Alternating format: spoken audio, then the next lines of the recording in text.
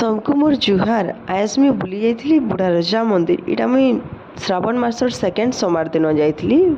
मते भल लागला टिके मंदिर दर्शन करिकिना आइमी बोली भाबली आ पले जाइली।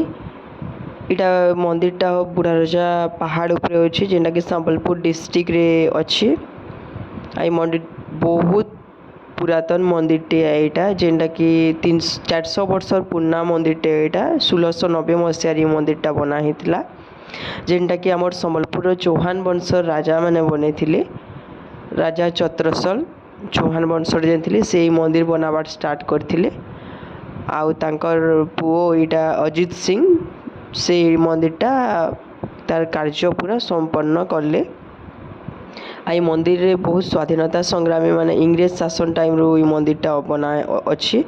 स्वाधीनता संग्रामी माने भी ई मंदिर रे माने वीर सुरेंद्र साय जेन थिले आमर से तांकर सुड़ंग गुटे अच्छे से मंदिर ऊपर पहाड़ ऊपर जीवार आसबार ताकर करुथिले। देख मंदिर रे आज पूरा सोमवार बोली केते भिड़ अछन। पूरा मोर भाई भी मोर संगे आइतला से कहतला नाई नहीं मंदिर दर्शन नहीं करूँ के पारे एतकी भिड़ थी ठिया हेबा बोली।